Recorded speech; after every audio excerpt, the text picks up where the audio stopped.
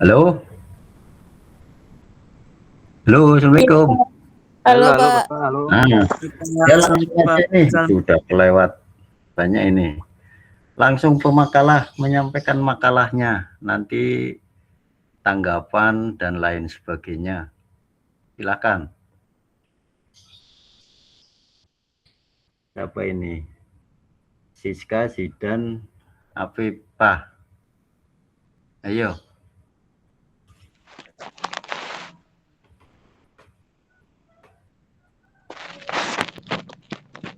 Assalamualaikum warahmatullahi wabarakatuh. Waalaikumsalam Waalaikumsalam warahmatullahi warahmatullahi wabarakatuh. wabarakatuh. Bismillahirrahmanirrahim. Alhamdulillahirrahmanirrahim. Wa bihi nasta'in ala umuri dina waddin. Wassalatu wassalamu ala asrofil anbiya'i wal mursalin sayyidina wa maulana Muhammadin amma ba'd. Yang saya hormati Bapak Dr. Andes Haji Parifi SHMHI selaku dosen pengampu mata kuliah Panitraan dan Administrasi Pengadilan dan teman-teman HKID yang saya banggakan. Di sini saya izin Mas Rizky, nggak tanya. langsung. Makalahnya itu loh ditampilkan di layar. Ya.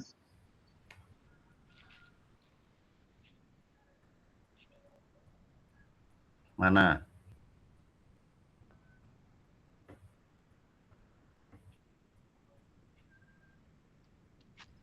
Materinya mana? Ditampilkan sih di layar.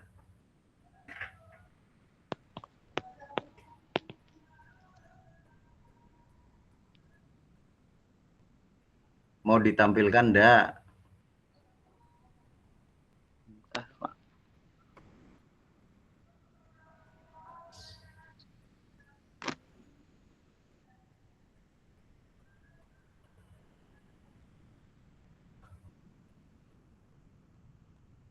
Materi mau ditampilkan di layar atau mau cukup bicara aja?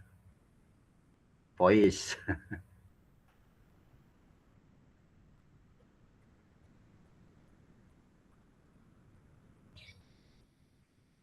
Kan udah dibuat kan? Mau PowerPoint-nya boleh, mau utuh boleh. Tampilkan di sini layarnya.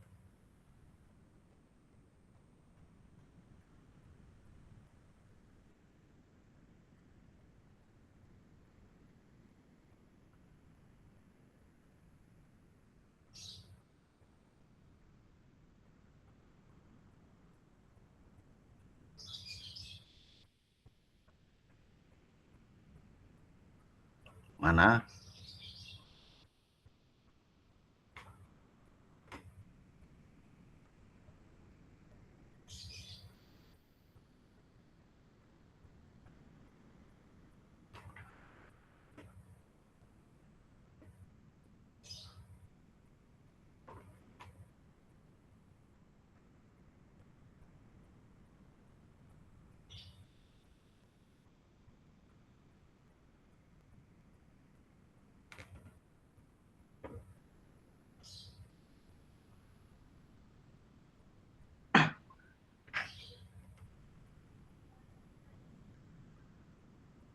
Itu Pak sudah. Izinkan kami dari kelompok 1 untuk mempresentasikan hasil dari makalah kami yang berjudul Pengertian dan Ruang Lingkup Administrasi Peradilan. Ya, materi langsung saja kita masuk ke materi yang pertama yang akan disampaikan oleh Mbak Nur Afifah.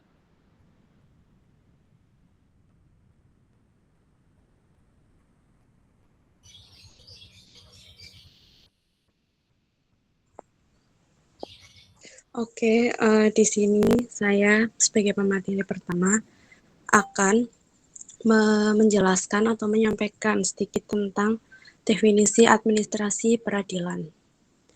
Administrasi peradilan itu merupakan salah satu aspek fundamental dalam sistem hukum nasional yang memiliki peran krusial dalam memastikan berjalannya fungsi kekuasaan kehakiman secara tertib, efisien, dan sesuai dengan prinsip-prinsip keadilan. Istilah administrasi peradilan ini secara terminologis itu mengacu pada rangkaian kegiatan pengaturan, pengelolaan, dan pelaksanaan tugas-tugas non-yuridis yang bersifat administratif dalam lingkungan lembaga peradilan. Selanjutnya akan dilanjut oleh pemateri berikutnya.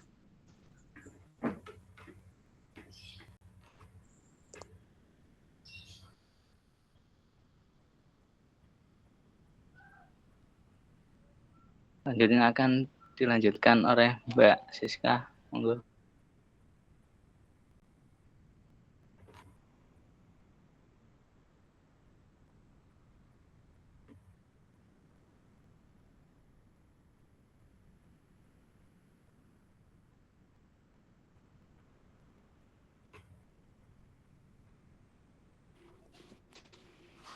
Selanjutnya ada ruang lingkup administrasi peradilan. Ruang lingkup administrasi peradilan itu mencakup seluruh kegiatan pengelolaan yang dilakukan dalam lembaga peradilan guna mendukung terlaksananya proses peradilan secara tertib. Secara umum, ruang lingkup administrasi peradilan dapat dibagi ke dalam beberapa bagian utama, yaitu administrasi perkara, administrasi umum, dan administrasi persidangan, dan administrasi keuangan, administrasi kepegawaian, serta administrasi pelayanan publik. Yang pertama adalah administrasi perkara, yang merupakan bagian yang paling penting dalam administrasi peradilan karena berkaitan langsung dengan pengelolaan perkara yang masuk ke pengadilan. Administrasi perkara ini adalah seluruh kegiatan pencatatan, pengelolaan, dan pengawasan terhadap perkara sejak perkara tersebut diajukan oleh para pihak sampai dengan perkara tersebut diputus oleh hakim dan memiliki kekuatan hukum. Dan utamanya administrasi perkara ini bahwa setiap perkara yang masuk ke pengadilan itu diproses secara tertib sesuai dengan prosedur hukum. Dalam praktiknya, administrasi perkara meliputi beberapa kegiatan penting. Yang pertama adalah pendaftaran perkara, di mana pendaftaran perkara ini tahap awal dalam proses administrasi perkara. Pada tahap ini, pihak yang berperkara mengajukan gugatan, permohonan, atau laporan kepada pengadilan. Yang kedua ada penomoran perkara. Setelah perkara didaftarkan, pengadilan memberikan nomor perkara sebagai identitas resmi perkara tersebut. Nomor perkara ini digunakan untuk memudahkan pencatatan, pengawasan, serta penelusuran perkara dalam sistem administrasi pengadilan. Yang ketiga, pencatatan dalam buku registrasi perkara.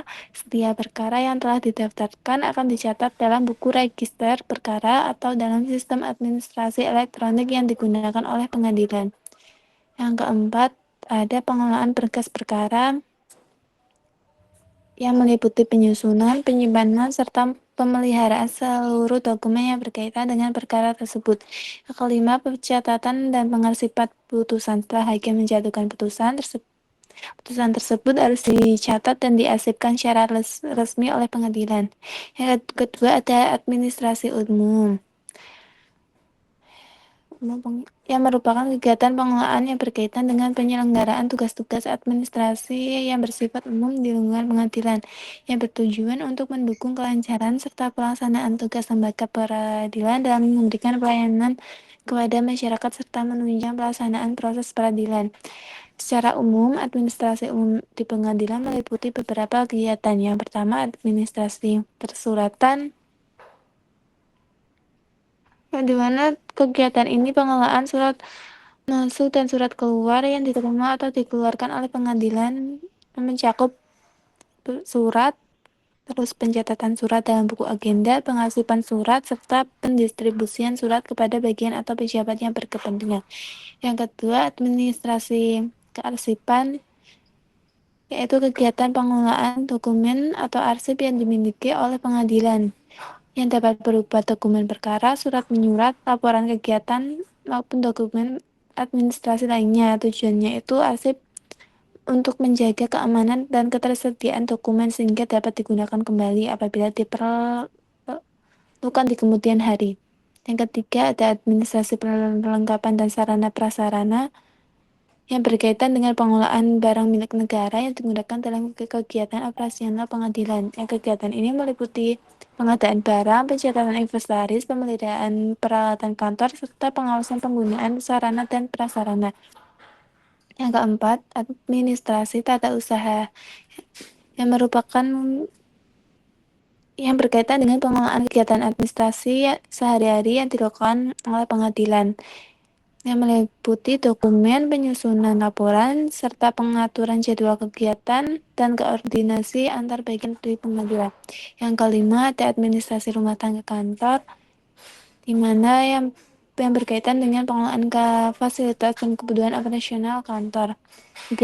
Kegiatan ini meliputi pemeliharaan gedung pengadilan, serta pengaturan kebersihan lingkungan kantor, pengelolaan keamanan kantor, serta pengaturan penggunaan ruang lingkup, ruang kerja, dan fasilitas lainnya. Yang keenam, ada administrasi pelaporan, yang merupakan penyusunan laporan mengenai pelaksanaan tugas dan kegiatan yang dilakukan oleh pengadilan dan dapat berupa laporan kegiatan, laporan kinerja, serta administrasi lainnya. Yang ketiga adalah administrasi persidangan, di mana kegiatan administrasi ini yang berkaitan langsung dengan pelaksanaan sidang pengadilan yang bertujuan untuk mendukung kelancaran proses pemeriksaan perkara oleh majelis hakim serta memastikan bahwa setiap tahapan persidangan berlangsung sesuai dengan ketentuan hukum yang berlaku. Beberapa kegiatan yang termasuk dalam administrasi persidangan antara lain, yang pertama ada penetapan jadwal sidang, di mana pengadilan akan menetapkan jadwal sidang untuk memeriksa perkara tersebut. Yang kedua adalah panggilan para pihak. Para pihak dilakukan oleh pemanggilan para pihak dilakukan oleh jurusita atau jurusita pengganti. Itu pemanggilan ini bertujuan untuk memberitahukan secara resmi kepada para pihak mengenai waktu dan tempat dilaksanakan persidangan. Yang ketiga ada pengaturan jalannya persidangan. Selama persidangan berlangsung, petugas administrasi pengadilan membantu memastikan bahwa proses persidangan berjalan dengan tertib, termasuk pengaturan dokumen perkara serta kehadiran para pihak dan saksi. Yang keempat, ada pencatatan jalannya persidangan, yang dimana setiap kegiatan yang terjadi selama persidangan harus dicatat oleh panitera atau panitera pengganti. Pencatatan ini meliputi keterangan para pihak, saksi, serta berbagai proses pemeriksaan yang dilakukan oleh hakim. Yang kelima, ada pembuatan berita acara persidangan, yang merupakan dokumen resmi yang memuat seluruh catatan mengenai jalannya persidangan, serta dokumen ini sangat penting karena menjadi salah satu dasar bagi hakim dalam menyusun putusan. Berikutnya, saya kembalikan kepada moderator.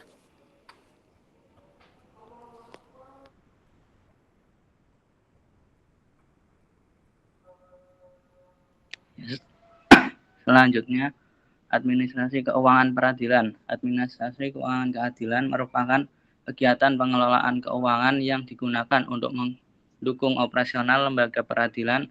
Pengelolaan keuangan ini harus dilakukan secara transparan, akuntabel, dan sesuai dengan peraturan perundang-undangan yang berlaku. Administrasi keuangan memiliki peran penting dalam memastikan bahwa seluruh kegiatan peradilan dapat berjalan dengan baik, karena setiap kegiatan operasional pengadilan membutuhkan dukungan anggaran yang memadai. Beberapa kegiatan administrasi keuangan peradilan antara lain.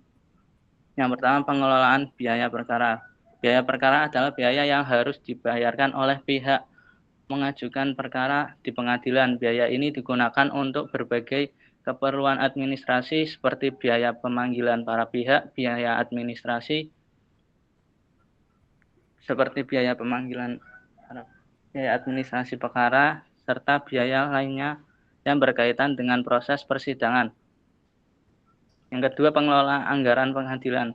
Pengadilan menerima anggaran dari negara yang digunakan untuk mendukung berbagai kegiatan operasional seperti pemeliharaan gedung, pengadaan sarana dan prasarana, serta kegiatan administratif lainnya. Yang ketiga, pencatatan dan pelaporan keuangan. Setiap pengguna dana harus dicatat dan dilaporkan secara transparan. Laporan keuangan ini bertujuan untuk memastikan bahwa pengguna anggaran dilakukan secara bertanggung jawab dan sesuai dengan ketentuan yang berlaku. Selanjutnya ada administrasi kepegawaian. Administrasi kepegawaian merupakan kegiatan yang berkaitan dengan pengelola sumber daya manusia di lingkungan lembaga pendidikan. Sumber daya manusia yang dimaksud meliputi hakim, panitera, sekretaris, serta pegawai administrasi lainnya. Administrasi kepegawaian bertujuan untuk memastikan bahwa seluruh pegawai pengadilan dapat melaksanakan tugas dan tanggung jawabnya secara profesional, efektif, dan sesuai dengan ketentuan hukum yang berlaku. Kegiatan administrasi kepegawaian meliputi yang pertama pengadaan, pengangkatan, dan penempatan pegawai. Kegiatan ini berkaitan dengan proses penerimaan pegawai baru serta penempatan pegawai pada jabatan atau unit kerja tertentu di lapangan pengadilan. Proses penegakan pegawai ini dilakukan berdasarkan ketentuan peraturan perundang-undangan yang berlaku. Setelah diangkat pegawai akan ditempatkan sesuai dengan keahlian, pendidikan, serta kebutuhan organisasi pengadilan. Penempatan yang tepat akan membantu meningkatkan efektivitas kerja dan kelancaran pelaksanaan tugas di pengadilan. Kedua, pengelolaan data pegawai. Administrasi pegawaian juga meliputi kegiatan pengelolaan data pegawaian secara lengkap dan teratur. Data tersebut mencakup identitas pegawai, riwayat pendidikan, riwayat jabatan, pengangkat, dan golongan, masa kerja, serta data lainnya yang berkaitan dengan status kepegawaian. Pengelolaan data ini penting untuk memudahkan proses pengawasan, pembinaan, serta pengambilan keputusan yang berkaitan dengan karir pegawai. Ketiga, pembinaan dan pengembang kompetensi pegawai. Kegiatan ini bertujuan untuk meningkatkan kemampuan dan profesionalisme kepegawaian peradilan. Pembinaan dapat dilakukan melalui berbagai kegiatan seperti pendidikan dan pelatihan, diklat, seminar, workshop, kegiatan peningkatan komunikasi lainnya. Dengan adanya pembina yang berkelanjutan, pegawai ini diharapkan dapat meningkatkan pengetahuan, keterampilan, serta etika kerja dalam melaksanakan tugasnya. Yang keempat, penilaian kinerja pegawai. Penilaian kinerja pegawai kegiatan untuk menilai hasil serta kedisiplinan pegawai dalam menjalankan tugasnya. Penilaian ini biasanya dilakukan secara berkala oleh atasan langsung berdasarkan indikator tertentu seperti kualitas kerja, tanggung jawab, kedisiplinan, serta kemampuan bekerja sama. Hasil penilaian kinerja ini dapat digunakan sebagai dasar untuk promosi jabatan, pemberian penghargaan, maupun pembinaan lebih lanjut. Kelima, ada pemberian penghargaan maupun sanksi disiplin. Dalam administrasi pegawaian, pegawai yang memiliki prestasi kerja baik dapat diberikan penghargaan sebagai bentuk apresiasi dan kinerjanya. Sebaliknya, pegawai yang melanggar aturan atau tidak menjalankan tugas dengan baik dapat dikenakan sanksi disiplin sesuai dengan peraturan yang berlaku. Hal ini bertujuan untuk menjaga kedisiplinan serta meningkatkan profesionalisme pegawai di lingkungan pengadilan. Selanjutnya ada administrasi pelayanan publik di pengadilan. Pengadilan ini juga memiliki tanggung jawab untuk memberikan pelayanan publik yang baik kepada para pencari keadilan. Oleh karena itu, administrasi pelayanan publik menjadi bagian penting dalam ruang lingkup administrasi peradilan. Administrasi pelayanan publik di pengendalian bertujuan untuk memberikan kemudahan bagi masyarakat dalam memperoleh layanan hukum secara cepat,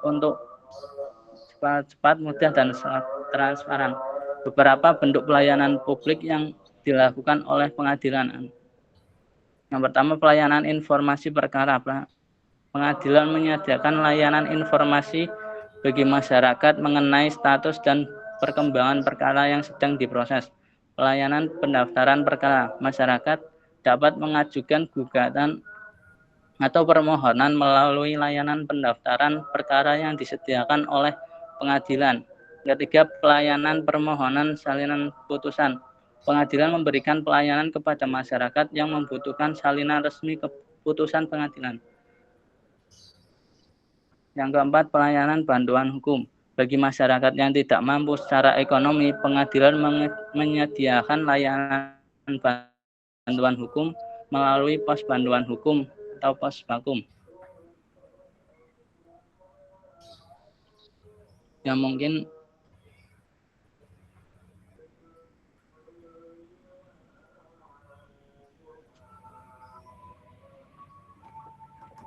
itu sudah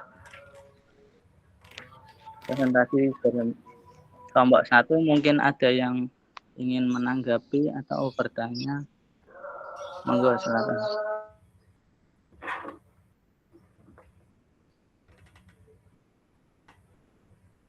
Ini ada moderatornya enggak ini? Atau moderatornya langsung kelompok itu sendiri? Silakan, ini kan sudah masuk penilaian. Kalau di RPS kemarin itu kan ada tugas dan peran. Nah ini tugas masing-masing dapatlah bikin makalah dan presentasi.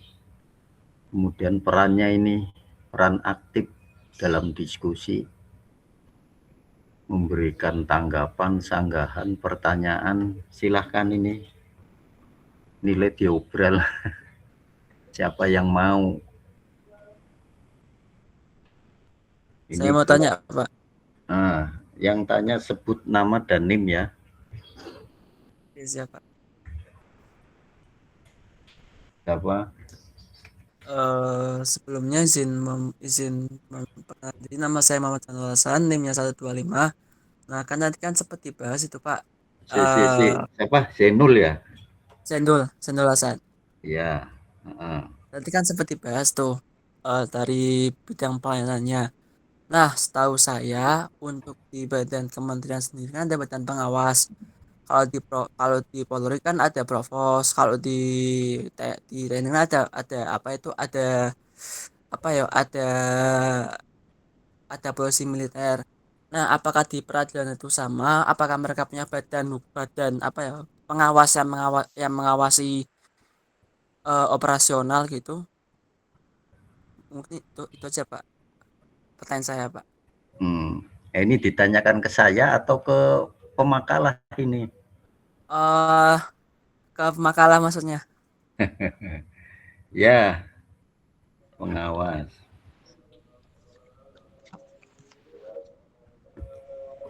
Siapa lagi? Apa mau ini kelompok 1 atau mau dibagi termin 1 berapa penanya atau mau langsung ditanggapi? Silahkanlah, bebas saja. Mohon maaf Mas, bisa diulang nggak tadi pertanyaannya?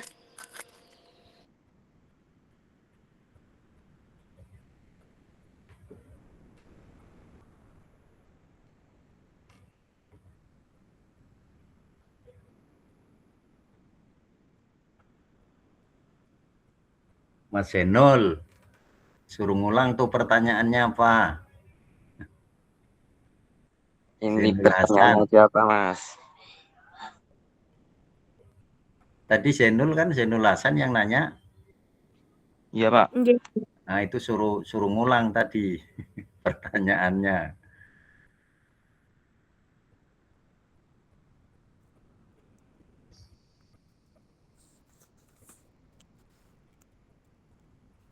Yunul, diulangi pertanyaannya. Oh ya, siap Pak. Jadi saya ada pertanyaan pada kelompok 1. Jadi sepengetahuan saya kan kalau yang namanya lembaga peradilan atau lembaga publik dari kementerian itu kan misalnya ada pengawas. Kalau di TNI kan ada Pak Polisi Militer. Kalau di Polri itu ada yang namanya provos, dan di kepegawaian sendiri kayak di ASN gitu kan ada namanya inspektorat. Nah, apakah untuk kejaksaan sendiri itu lembaga peradilan apakah mempunyai pengawas? Apa Itu Mas gitu aja sih. maksudnya? Maksudnya Ini kan kan gini. tentang administrasi peradilan. Iya, maksudnya Kenapa pengawas? ya maksudnya kan gini, ketika administrasi itu kan misalkan ada pengawasan toh. Pengawasan dalam artian orang yang mengawasi bahwa administrasi itu berjalan pada umumnya. Nah, sama aja kan kayak kita berbicara di badan lain kan, seperti non peradilan kan, seperti kayak polisi, TNI dan yang lain. Mungkin pertanyaan aku gini, simpel mungkin. Yang namanya administrasi itu kan meliputi pelayanan. Nah, sedang pelayanan sendiri itu kan mungkin punya SOP yang dijaga. Nah, SOP berarti itu standar yang dibuat oleh dari pihak kementerian, dari pihak terkait. Nah, dalam menjalankan pelayanan itu kan harus ada pengawasan. Nah, jadi badan yang mengawasi jalannya administrasi ini di pengadilan itu namanya apa ya? Kalau boleh tahu, kalau ada bisa dikasih tahu mungkin. Udah itu aja pertanyaanku.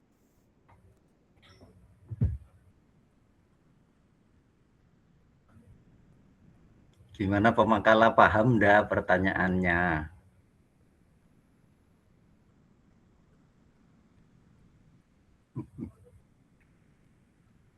Pemakala ini Zidan, terus apa ini?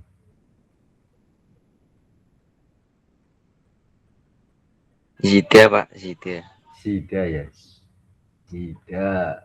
Paham nggak pertanyaannya? Maksudnya dalam administrasi secara umum memang ada. Kalau mungkin kita pernah dengar istilah POAK. Pernah dengar? Planning, Organizing, Actuating, dan Controlling.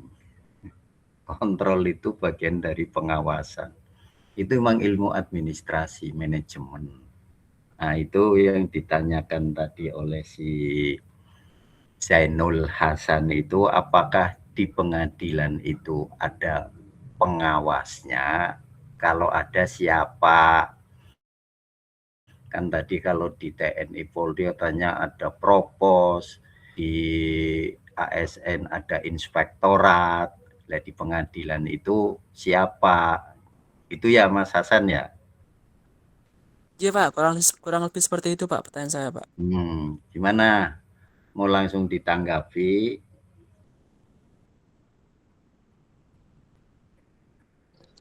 Tampung dulu aja Pak pertanyaannya. Oh, ditampung dulu. Nah, ini siapa lagi kalau ada yang mau tanya, silahkan. Siapa? Sebut nama nih.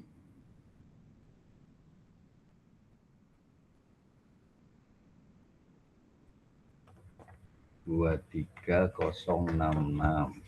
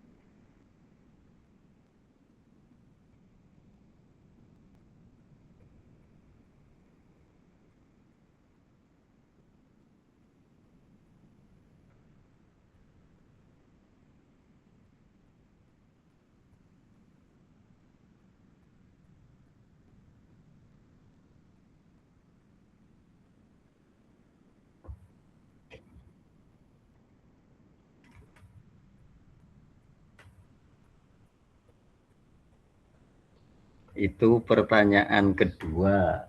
Saya kira cukuplah, 2 aja udah cukup ini kalau dijawab ini, karena waktu kita hanya sampai 12:30 ya. 11.30 sampai 12.30. Silahkan kalau mau langsung ditanggapi oleh penyaji, oleh presenter. oleh pemakalah.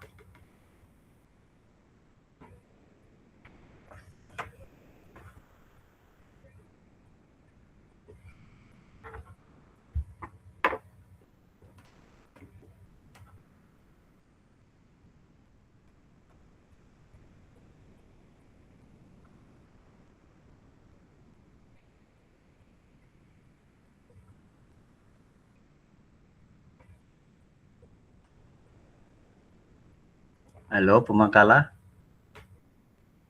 udah siap? Nanti kalau kita buka lagi penanya, waktunya habis tapi malah nggak terjawab.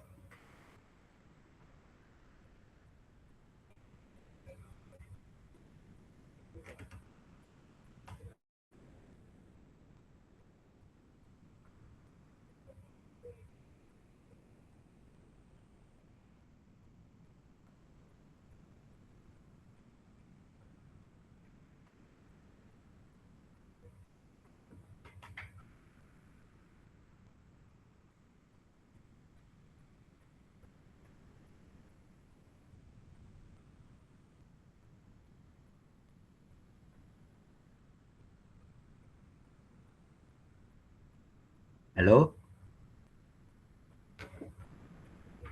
Oke Pak, sebentar Pak.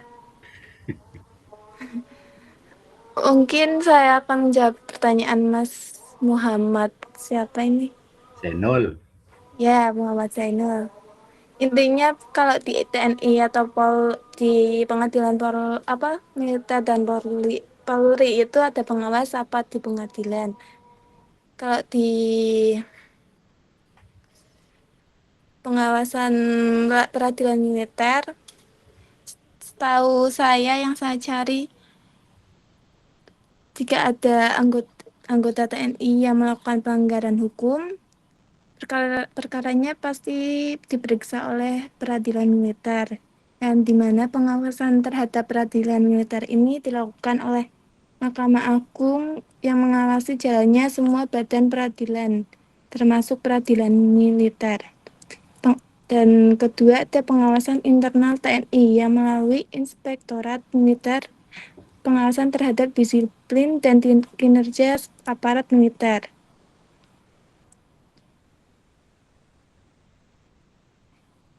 Terus kalau di Polri, jika ada anggota polisi yang melakukan pelanggaran akan diperiksa melalui proses disiplin atau kode etik, yang dimana pengawasannya adalah Divisi Profesi dan Pengamanan Polri yang mengawasi perilaku, disiplin, dan pelanggaran anggota polisi, dan Komisi Kepolisian Nasional, yaitu lembaga pengawas dari luar kepolisian yang memantau kinerja Polri. Kesimpulannya, peradilan militer diawasi oleh Mahkamah Agung dan pengawasan internal TNI, dan Polri diawasi oleh Propam Polri dan Kompolnas. Itu yang saya tahu. Mungkin dari Bapak dosen yang lebih tahu jelasnya.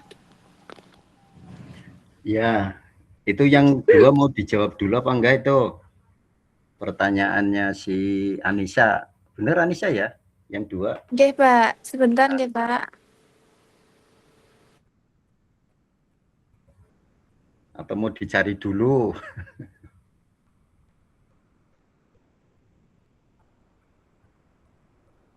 Dicari dulu, Pak. Jadi sambil nyari saya tambah dulu itu jawaban dari kelompok 1 mengenai kalau di PA itu siapa sih yang melakukan pengawasan. Sebenarnya sama di setiap lembaga itu ada pengawasnya.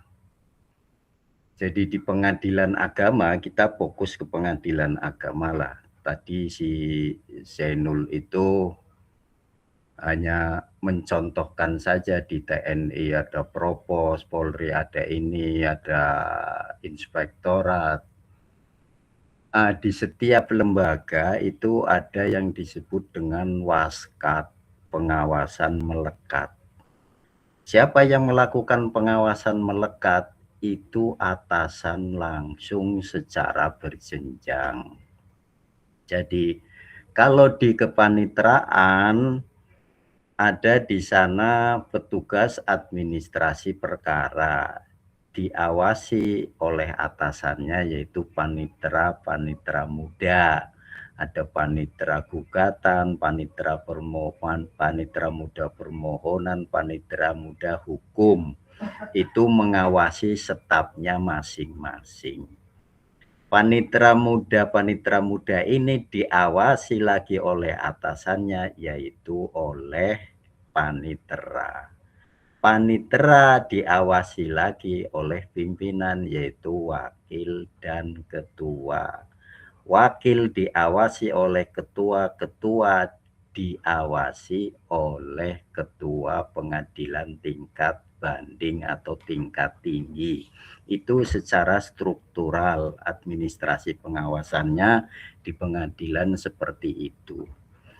Secara kelembagaan, pengadilan agama diawasi oleh pengadilan tinggi agama. Kalau pengadilan negeri oleh pengadilan tinggi.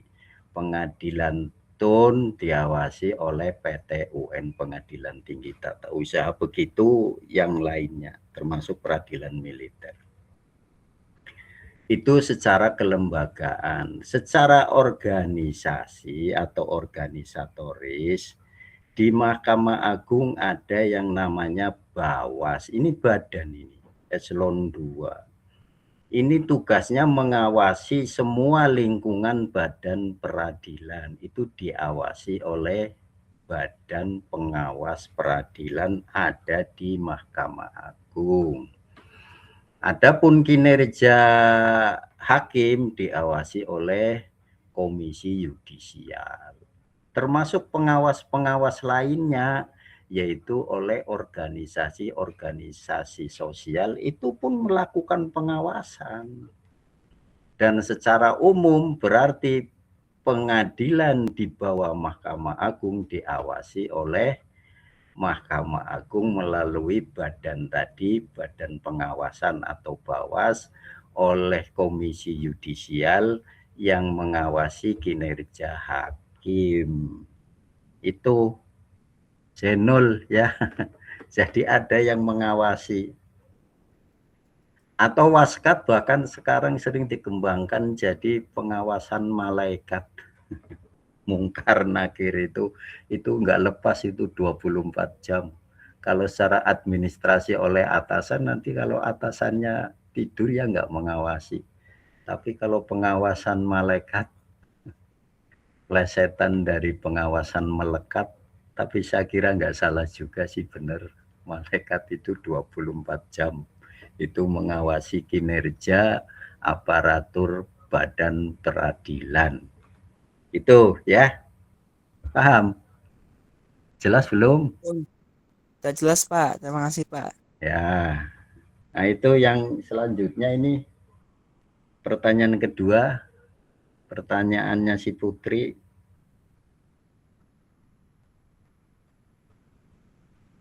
Sudah mau dijawab? Mohon maaf Mbak Putri, bisa diulang intinya aja Mbak pertanyaannya?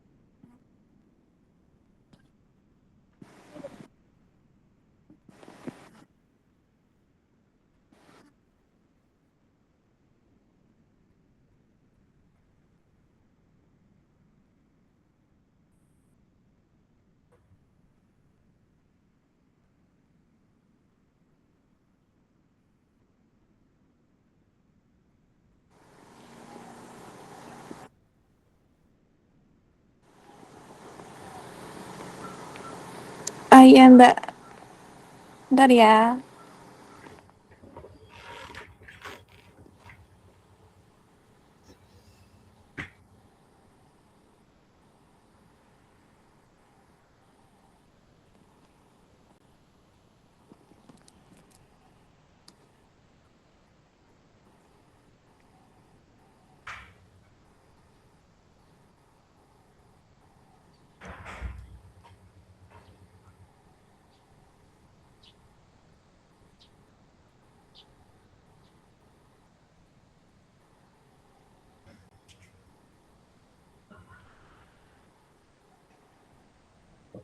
Tengah siji. Mendong kok.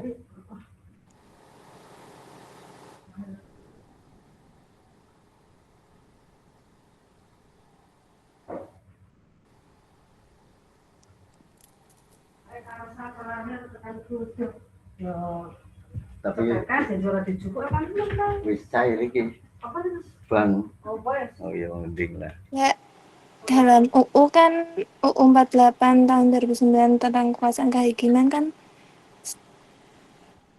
peradilan harus dilakukan secara sederhana, cepat, dan biaya ringan. Realistisnya dalam praktik, persidangan itu memakan waktu lama dan prosedur administrasi mungkin cukup panjang ya. Dan hal ini tuh banyak terjadi karena beberapa faktor mungkin. Contohnya kayak banyaknya perkara yang masuk ke pengadilan, keterbatasan administrasi yang belum sepenuhnya efisien, serta prosedur hukum yang harus dilalui yang bersifat normatif. Karena perbedaan antara aturan dan praktik, maka ketentuan tersebut sering dianggap bersifat normatif, artinya aturan itu menjadi standar atau prinsip yang seharusnya dicapai, tapi dalam kenyataannya belum sepenuhnya terlaksana dengan baik. Mungkin hubungannya dengan administrasi peradilan, jika proses peradilan menjadi lama atau rumit dan mahal, maka hal itu menunjukkan bahwa administrasi peradilan itu belum berjalan secara efektif dan efisien.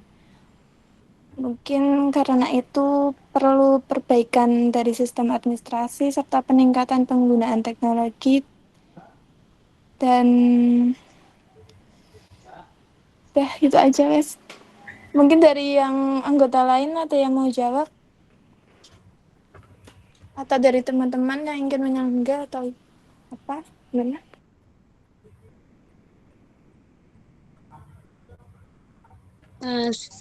Sedikit menambahi saja ya Mbak. Mungkin kalau waktunya lama itu karena bisa disebabkan oleh banyaknya perkara yang masuk ke pengadilan, sementara itu jumlah hakim dan pegawai pengadilan itu terbatas, sehingga proses penanganan perkara itu menjadi lebih lama. Nah, kalau untuk biayanya itu kan kalau di undang-undang itu biayanya ringan, tetapi kalau di kenyataannya itu biayanya itu mahal. Nah, karena kan ada beberapa komponen biaya yang harus dibayarkan, seperti biaya pendaftaran perkara, ada biaya pemanggilan para pihak oleh pengadilan, biaya administrasi juga ada, materai mungkin atau dokumen yang lainnya. Jadi yang dalam kenyataannya itu ya mahal, nggak sesuai dengan UU. Mungkin ada yang mau menanggapi lainnya, teman-teman?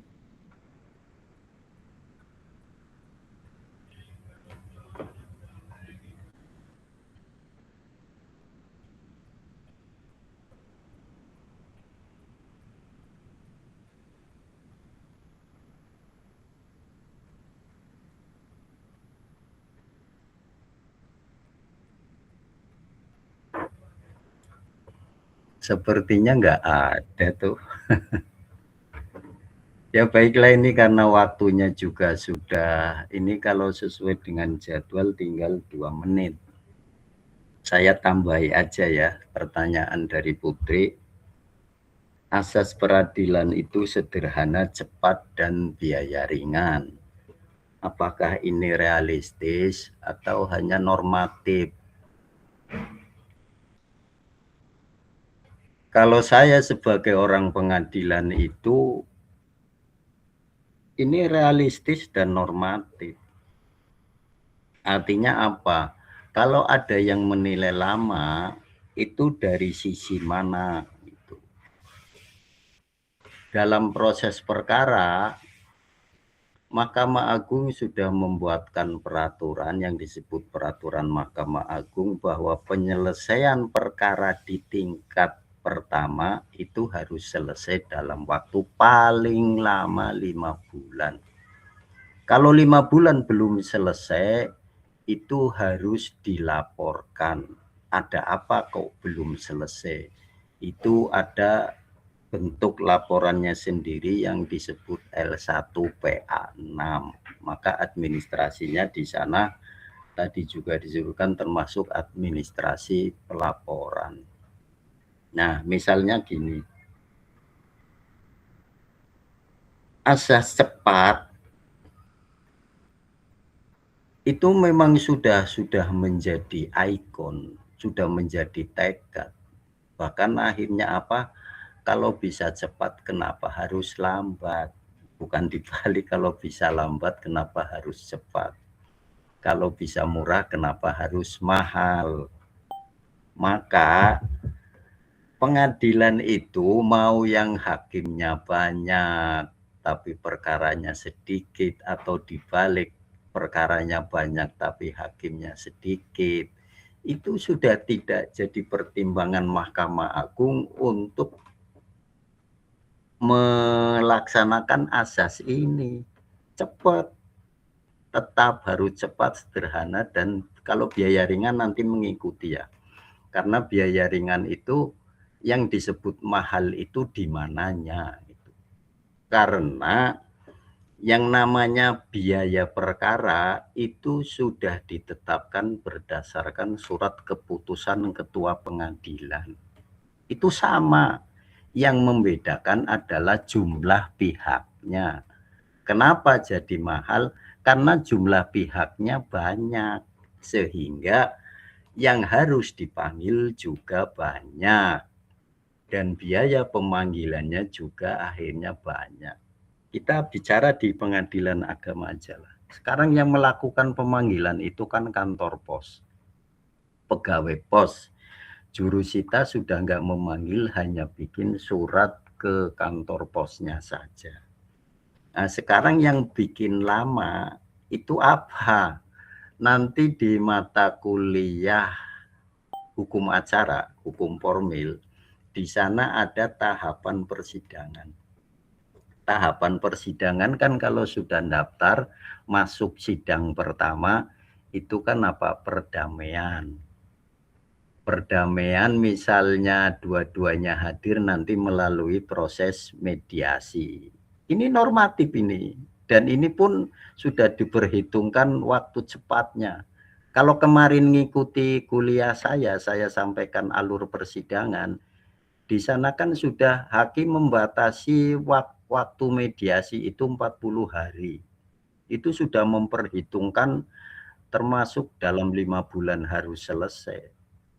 Nah, kemudian kalau gagal berarti kan kita masuk tahapan berikutnya, pembacaan surat gugatan. Pembacaan surat gugatan kalau nggak ada perubahan langsung ke jawaban. Jawaban sudah nanti replik, replik sudah duplik, baru pembuktian. Ini pembuktian yang ditanyakan Putri kemudian sidang lama itu dalam perkara apa dulu. Kalau pihaknya banyak, yang mau membuktikan juga banyak, itu otomatis lama. Tidak sekali sidang itu selesai. Nanti ditunda lagi, kadang sudah diberi kesempatan, pihak belum siap dengan buktinya. Maka sesuai dengan asas imparsialitas harus diberi kesempatan juga untuk mengajukan buktinya. Itu berapa tahap sidang itu berarti itu nanti akan dibahas atau dipelajari di hukum acara peradilan. Di sana ada. Tapi kalau perkaranya misalnya perstek, putus perstek, sudah tahu atau pernah dengar? Nah, ini juga nanti akan dipelajari di hukum acara. Kalau pihak dipanggil sudah resmi patut tidak hadir, yang hadir P-nya saja, ini hakim punya dua pilihan. Apa mau diputus pada hari itu, atau mau dipanggil sekali lagi, itu pihak tergugatnya yang tidak hadir. Karena putusan perstek itu putusan karena tidak hadirnya tergugat yang sudah dipanggil secara resmi dan patut. Dan perkara ini banyak sekali di pengadilan agama. Nah, otomatis yang begini, tapi sesuai dengan asas imparsialitasnya itu, hakim akan menyuruh kepada jurusita untuk memanggil sekali lagi. Nah, kalau dipanggil sekali lagi sudah resmi patut nggak hadir, perkara diputus, sidang 2 kali, cepat sekali itu. Dan sekarang ditundanya itu dengan perkara elektronik untuk pembacaan putusan, kadang-kadang cuma 1 hari 2 hari udah putus. Karena pemanggilannya itu melalui akun virtualnya, alamat elektroniknya para pihak. Nah, itu jadi ini bukan cuma normatif saja. Jadi mahalnya itu mahal di luar biaya perkara atau di biaya perkara. Kalau di biaya perkara itu sudah diperhitungkan banget. Kecuali itu tadi yang pihaknya banyak berarti ya lebih mahal. Atau radiusnya jauh, itu lebih mahal daripada yang radiusnya dekat. Tapi asas ini sudah melekat dan sudah dilaksanakan. Maka kalau mau ditanyakan balik, mahalnya itu berapa? Dan yang bikin mahal itu apanya dan di mananya. Jangan dengar-dengar, wah karena harus bayar apa itu suap, harus bayar ini. Itu di luar administrasi. Kalau nanti bayarannya mahal, cepat putus. Nanti hukumannya bebas atau apalah. Itu kan sudah di luar administrasi. Kita belajar administrasi yang normatif. Dan secara normatif memang asas ini sudah dilaksanakan. Sederhana. Hakim ngapain hakim menunda-nunda perkara? Karena hakim juga tadi pertanyaan apakah ada yang mengawasi? Ada. Hakim juga setiap bulan membuat laporan perkara yang dia tangani. Itu akan terbaca di sana. Terutama oleh wakil ketua dulu. Wakil ketua pengadilan adalah sebagai pengawas di lembaga tersebut. Nah, nanti wakil ketua sebagai pengawas laporan ke ketua. Kalau hakim memutus perkaranya kok lama, apalagi Anda indikasi jadi biayanya mahal, ini mahalnya mahal dari mana? Itu loh. Tapi untuk menunda persidangan karena memang pihaknya yang tidak hadir kemudian dipanggil lagi secara otomatis keluar biaya, itu bukan pengadilannya yang membuat mahal. Tapi memang pihaknya kenapa tidak hadir itu. Dan kalau memang ternyata panjar yang dibayarkan setelah putus dihitung ada sisa, ya akan dikembalikan, tidak akan dikelola oleh pengadilan. Pengadilan hanya punya tugas sesuai dengan peraturan pemerintah adalah menarik biaya PNBP, penerimaan negara bukan pajak yang disetorkan ke kas negara. Jadi enggak ada. Jadi kita itu hanya mengelola secara administratif, kemudian kita melaporkan kalau ada sisa setelah dipakai sesuai dengan norma, ya akan dikembalikan setelah perkaranya putus. Jadi tuntas ya, artinya gini, kalau ada yang bilang itu berperkara mahal, mahalnya di mana dulu. Jangan mahalnya karena pakai calo, kemudian menganggap pengadilan mahal. atau karena pakai pengacara biaya tinggi, lah tingginya di pengacaranya atau di pengadilannya gitu. Karena apa? Mau datang langsung daftar sendiri atau pengacara atau advokat, biaya perkara sama. Advokat hanya punya kewajiban untuk mendaftarkan surat kuasanya, dan itu yang dibayar adalah PNBP 10.000 yang disetor ke kas negara. Jadi nggak ada misalnya, oh ini karena pakai pengacara biayanya harus mahal. Tidak, sama. Itu kan hanya formil saja nanti yang mengatur pakai pengacara atau tidak. Paham ya? Bisa dimengerti nggak? Itu ya. Jadi kalau dengar, oh bukannya mahal, mahalnya di mana? Dan oleh siapa? Bayarnya di mana? Kalau sampai misalnya dengar sampai, oh ini bayarnya sama oknum pengadilan, bisa diusut, laporkan tadi, ada pengawasnya. Baik pengawasan melekat atau pengawasan secara struktural. Itu ya. Saya kira ini sudah lewat, jadi sebelum absen, ini absen dulu ya, tetap. Karena absen itu penting. Ini berarti pertemuan ketiga. Pertemuan minggu depan masih libur lebaran, berarti kita masuk offline tapi ya, bukan online lagi di tanggal 30 ya. Iya, Pak. Jadi siap-siap kelompok 2-nya. Saya absen ya. Eka Anggi nggak ikut.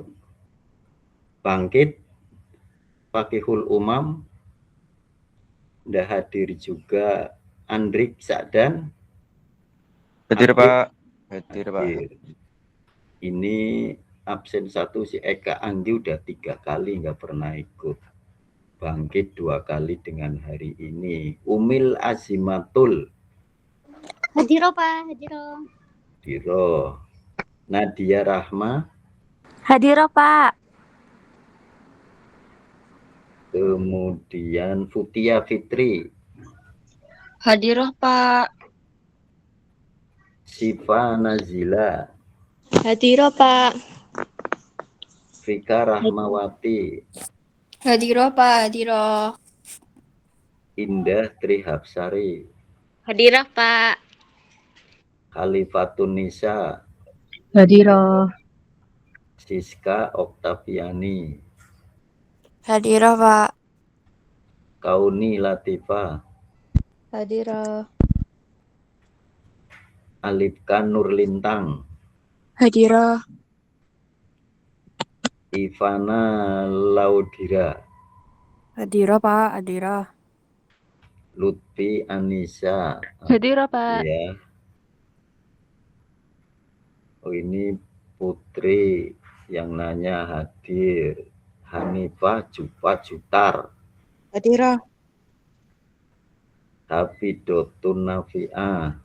Hadiroh. Kemarin dah hadir. Zulfiana. Hadiroh, Pak. Kemudian siapa ini? Nur Isamsyah. Hadiroh, Pak. Hadiroh. Rasid Hidayat. Gak ada, ini berarti udah 3 kali nggak hadir ini. Fatur Rafi. Fatur nggak hadir, kemarin nggak hadir. Farendra Budi. Saputra. Risma Agnia. Hadiroh, Pak. Hadiroh. Wulan Febi. Nggak hadir.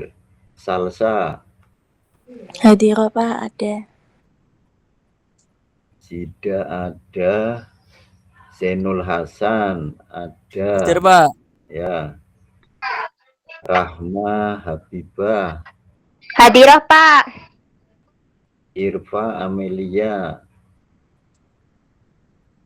Nggak hadir. Atika Sofa. Hadiroh, Pak. Ahmad Avanza. Hadir, Pak. Alin